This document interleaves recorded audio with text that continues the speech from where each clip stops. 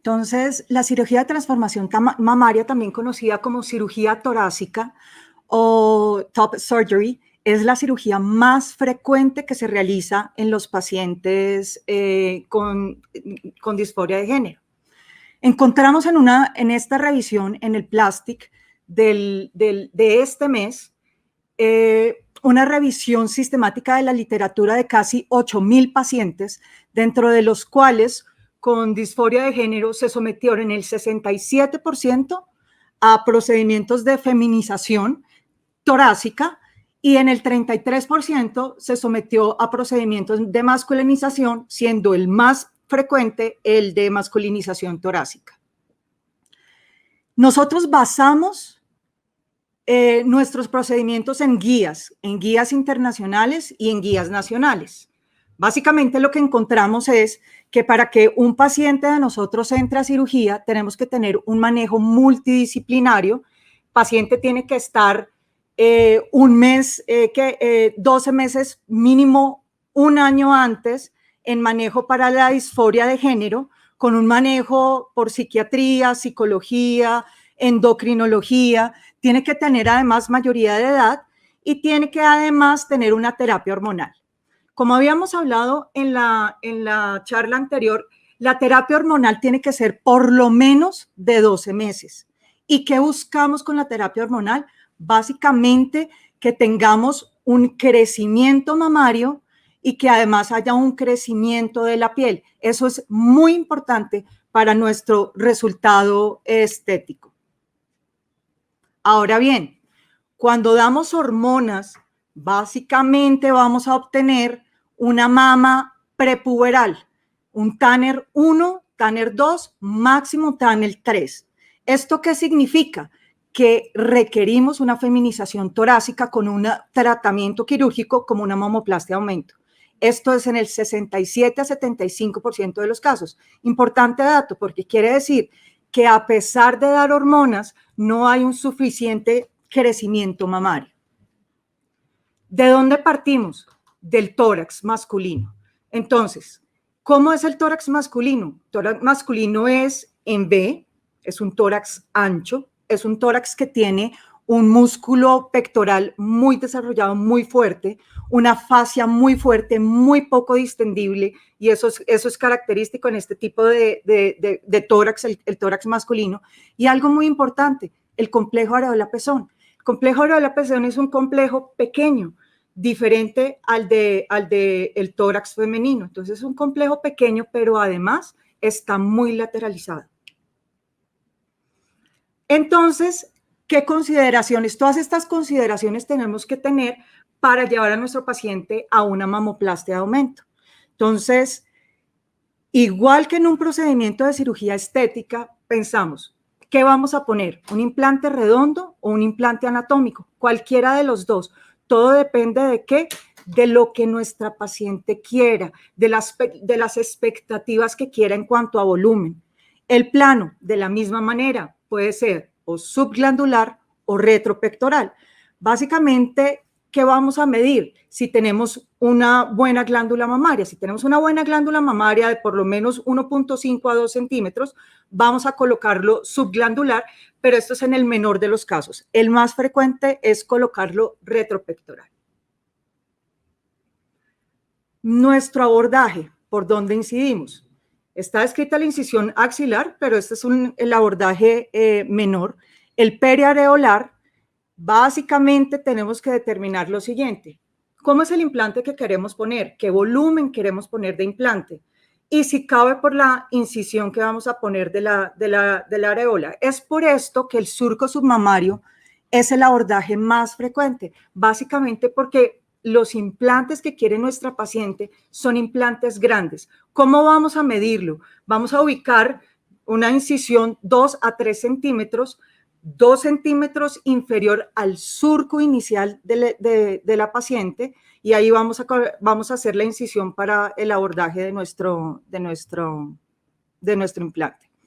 Esto es básicamente para que encontramos en la literatura. ¿Qué tipo de implantes se ponen? ¿Redondos o anatómicos? Y pues acá tenemos en varios centros Por ejemplo, en este específicamente el 76% fueron implantes anatómicos, pero si encontramos otros centros, acá por lo menos el de nosotros es un centro que ponemos la mayoría implantes redondos. Ahora bien, en cuanto al tamaño, eso sí es bien interesante, estamos hablando de tamaños grandes. La escogencia nunca es un tamaño pequeño. En este tipo de pacientes nosotros vemos tamaños grandes, entre 360 siendo el implante más pequeño, inclusive implantes mucho más grandes. El lipoinjerto también está descrito, pero no es frecuente, porque como ya vimos, las pacientes quieren unos volúmenes mayores, entonces con el lipoinjerto definitivamente no lo podemos conseguir. Dentro de las complicaciones está 17% a nivel mundial, en que asimetría, hematomas, seromas, insatisfacción del volumen, y esto es muy importante. Tenemos que hablar muchísimo y ser, ser conscientes de lo que la paciente desea para colocar el volumen adecuado para nuestra paciente. Ahora vamos a hablar de la masculinización torácica. Básicamente es realizar una mastectomía subcutánea no oncológica. ¿Cuáles son los objetivos?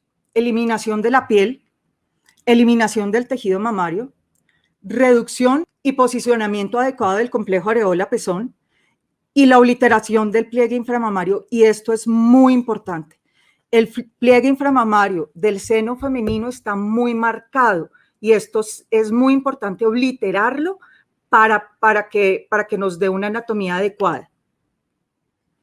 El tórax masculino, que es lo que queremos llevar a un tórax masculino, es el tórax masculino, además de las características anteriores, no es plano.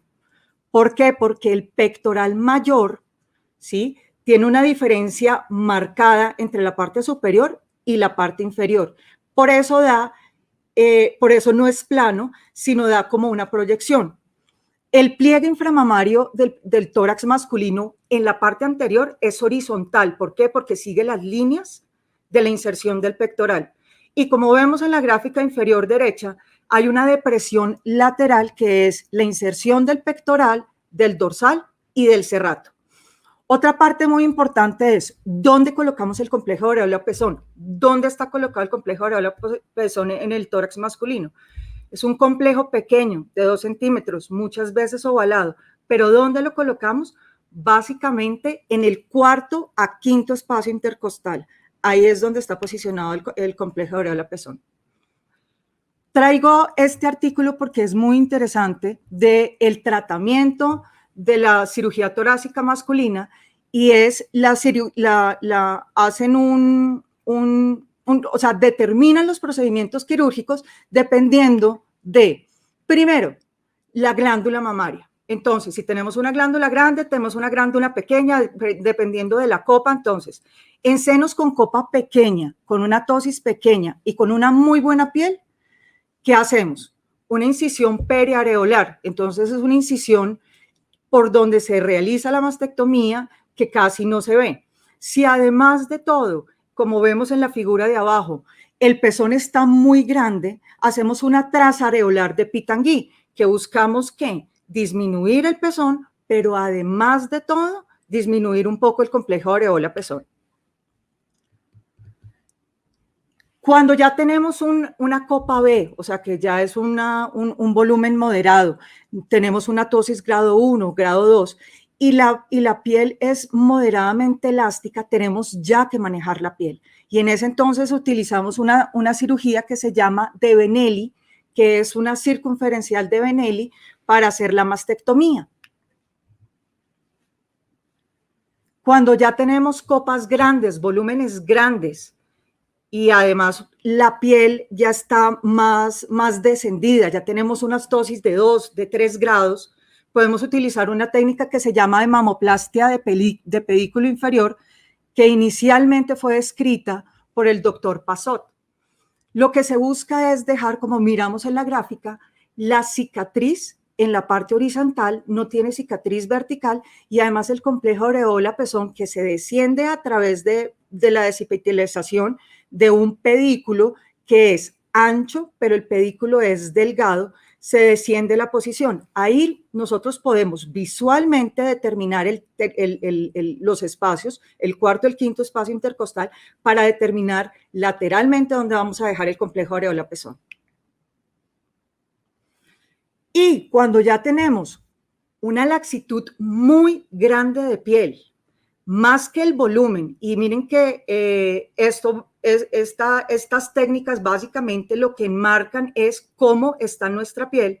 Cuando ya la piel está muy laxa, si vemos nuestro paciente, es un paciente que no tiene un volumen mamario grande, pero que tiene una ptosis bastante grande, con una laxitud bastante grande, entonces hacemos la técnica de Tourette. Básicamente es hacer una incisión horizontal para realizar ahí la mastectomía y tomamos un injerto del pezón y lo colocamos en la posición que nosotros requerimos. Aquí está el resumen del tratamiento y de la gráfica, y básicamente al lado izquierdo encontramos cómo es el volumen mamario, cómo es el grado de ptosis y cómo es la piel. Y al lado derecho es qué es lo que tenemos que hacer dependiendo de estas características. Ya para finalizar, este es uno de los artículos, de los últimos artículos que están en la revista del Plastic de este mes, y muestra cómo es la satisfacción de la cirugía de transmasculinización. Encontrando, esto es una revisión de la literatura aproximadamente de 2.500 pacientes, encontrando una satisfacción entre el 92 y el 97%, una satisfacción muy, muy, muy alta. Si miramos aquí la gráfica, vemos que la cirugía que más tiene satisfacción es la periareolar. De pronto la que menos tiene satisfacción es la que es la mastectomía con o sin injerto de pezón, pero básicamente por la cicatriz. De resto, la satisfacción estamos hablando de un 90 contra un 95%. La satisfacción de este tipo de cirugías es una satisfacción alta. En conclusión, nuestros pacientes tienen que ir a un manejo multidisciplinario. Es muy importante el tratamiento hormonal, principalmente en la cirugía para tórax femenino, básicamente porque lo que buscamos es mejorar las características del seno para tener un mejor resultado estético. La cirugía de transformación torácica representa grandes desafíos técnicos por las características de los tórax, los cuales tenemos que conocer para tener mejores resultados. Y tenemos que concientizar de las complicaciones y las posibilidades de reintervención a nuestras pacientes. Gracias.